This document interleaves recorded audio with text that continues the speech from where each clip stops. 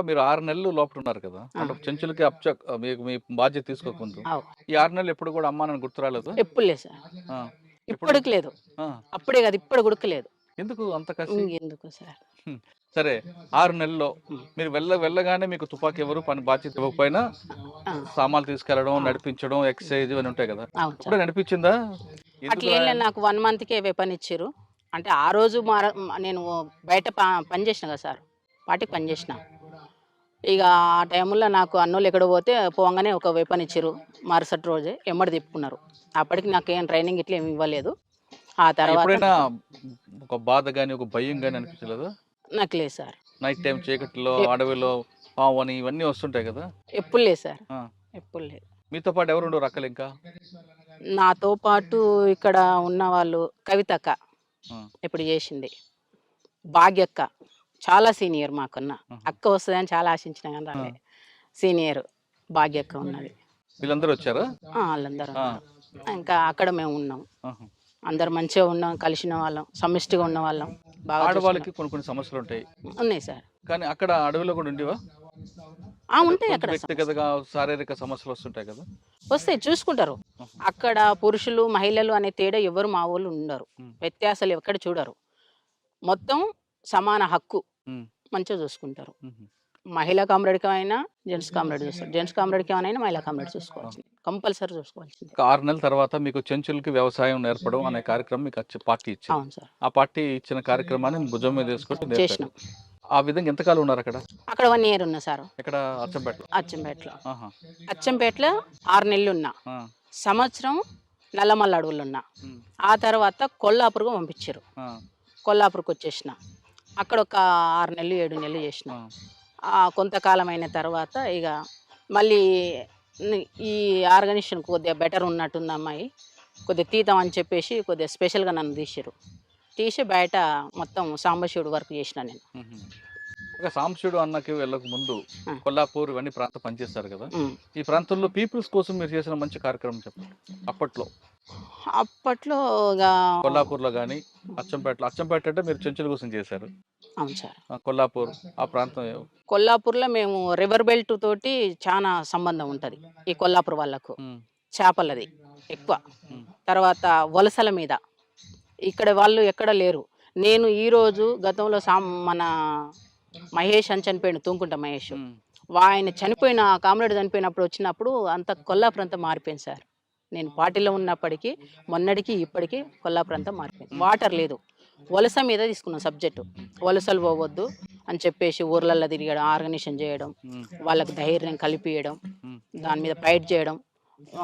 వీళ్ళు గుంపు మేస్త్రులుంటారు. హ్మ్. గుంపు మేస్త్రులను తీసుకొచ్చి కొట్టడం, హ్మ్. చెప్పడం, వార్నింగ్ ఇయ్యడం. దీని మీద ఆ సబ్జెక్ట్ మీద చేసినాం. అంటే ఆ సందర్భం. పార్టీ నిర్ణయాల మేరకు కొన్ని కార్యక్రమాలు చేశారు. Okay sir. చాలా మంది పేద పేద ప్రజలు మీ అడవిలోకి వచ్చి అన్నాలు కలుసుకొని హ్మ్. అప్పట్లో కొన్ని సమస్యలు చెప్పేవారు. అవును. చెప్పినప్పుడు వాడిని దండించాలి, హ్మ్. లేదా శిక్షించాలి, ప్రజా కోర్ట్‌లో వాడిని పనిష్మెంట్ ఇవ్వాలి అవును అనే సార్. కొన్ని నిర్ణయం తీసుకున్నవి హ్మ్. మీరేమైనా ఒకటి చేశారా? సింగిల్‌గా కాకుండా గ్రూప్‌గా. గ్రూప్ చేసినాం. ఏం చేస్తారు ఒకటి చెప్పండి? స్వామి అని కమాండర్‌గా ఉండే ఆ! ఇక్కడ కొల్లాపూర్‌కు. అతను కమాండర్ చేసి వాళ్ళ దాంట్లో మేము పాల్గొనేవాళ్ళం. ఇక ప్రజా కోర్టు పెట్టడం, కూర్చోబెట్టి, పిలిపిచ్చి మాట్లాడడం, ఇనకపోతే తనడం అవన్నీ చేసాం సార్. ప్రజా కోర్ట్‌లో మీరు ఒకటి సంఘటన చెప్పండి బాగా గుర్తుండిపోయింది. ప్రజా కోర్టు అంటే షింగోటం జరిగింది సార్. అక్కడ మాట్లాడిర్రు. సాంబశివుడు మాట్లాడిండు. నేను సెంట్రీ పోస్టు. హ్మ్. నీవెక్కడివో సార్ నాది సెంట్రీ పోస్టు. అది. అట్లా. హ్మ్. అక్కడ అంటే తర్వాత కుడికిళ్ళలో గుడక ప్రజా కోర్టు పెట్టినాం. ఆహా! ఆడ గుడక కొంతమందిని పిలిపిచ్చి మాట్లాడి, ఆడ గుడక ఇంటర్వ్యూ ఇచ్చి అవి చేసేసినాం. అక్కడ గుడక. ఓకే. హ్మ్. నల్లమలలో మీరున్న సమయంలో సార్. సాంబశివుడు అన్నతో ఎక్కువగా ఉండేవారు కాబట్టి, అవును. ఆయన మీద అటాక్ చేయడానికి చాలా రకాలుగా దాడులు జరిగాయి కదా! ఎక్స్‌చేంజ్ అవును ఆఫ్ సార్. ఫైర్‌లు. ఒకటి తప్పించుకున్నారా ఏమన్నా? ఒకటేమైనా గుర్తుందా?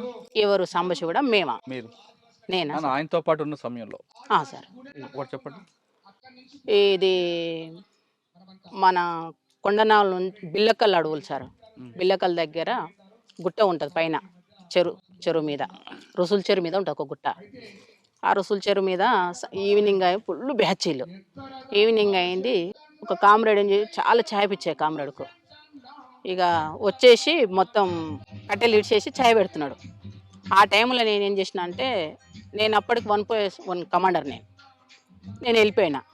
వెళ్ళిపోయి మొత్తం అన్నీ ఇంత కటింగ్ పేపర్ తీసుకొని పోయినా. వాళ్ళు చదువుతుంటే నేను బయటికి ఎట్లా పోయినా వాష్రూమ్కి పోయినా. వెపన్ పెట్టుకొని వస్తారు. హుహు. వెపన్ పెట్టుకొని వస్తుంటే ఏందబ్బా వీళ్ళు నల్గొండలా మనోళ్ళ అని చెప్పేసి నేను చూసేసిన. ఇద్దరు అక్కలు సెంట్రీలు ఉండరు. కొద్దిగా అక్కలు కొద్దిగా ఏదో టెన్షన్ పడ్డరు, డౌన్ అయిపోయారు. కూర్చున్న వాళ్ళు డౌన్ అయిపోయారు. అట్లే పండుకున్నారు.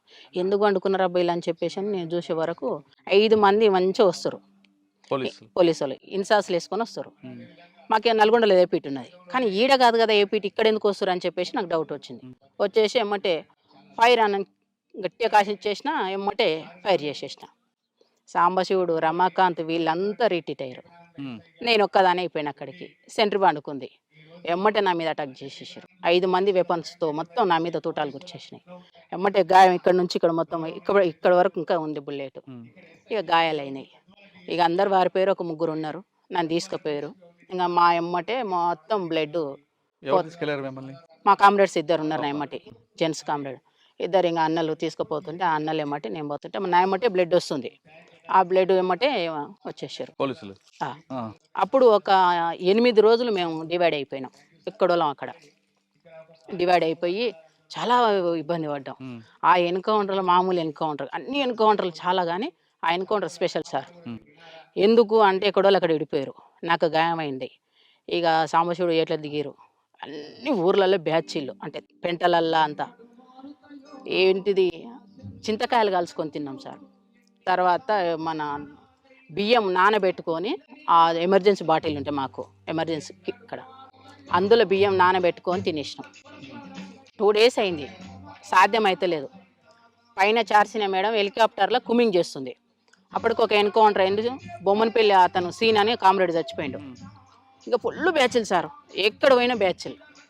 ఇక నాకు సాయంత్రం వరకు మొత్తం ట్రీట్మెంట్ చేసేసారు. మళ్ళీ తెల్లారి ట్రీట్మెంట్ చేసేసి బ్లడ్ కంట్రోల్కి వచ్చేసింది. ఒకటే చెప్పేసిండు. ఏం చెప్పిండంటే నీవేం చేస్తావో బ్యాచ్లు మొత్తం రిట్రీట్ కావాలని చెప్పేసి నాకు చెప్పేసిండు. సాంబశివుడు. సమస్య ఆ! సరే చలో అని చెప్పేసి నా ఎమ్మటి ఒక మురళి అనే అన్న ఉన్నాడు, ఆ! వచ్చిండు. ఉన్నాడా? అన్నాడు ఆ! మురళి, నేను, నా సభ్యుడు రాజు అని ముగ్గురం కలిసేసి వచ్చినాం. ఇక వచ్చేసి కొన్ని యాక్షన్లు చేసినాం. ఎక్కడ?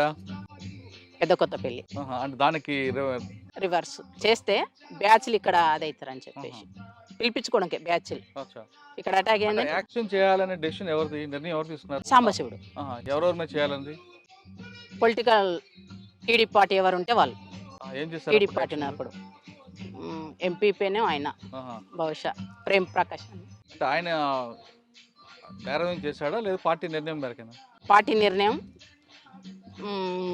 పదవిలో ఉంది కాబట్టి, గవర్నమెంట్ పదవిలో ఉన్నాడు ఎన్ని కాబట్టి. గంటలప్పుడు? ఎక్కడ? ఎన్ని గంటలప్పుడు చేశారు? యాక్షన్ ఎన్ని గంటలకా? పొద్దున్న? పొద్దుగాల 12 గంటలకు. ఆహా! మిట్ట మధ్యాహ్నం. ఉమ్.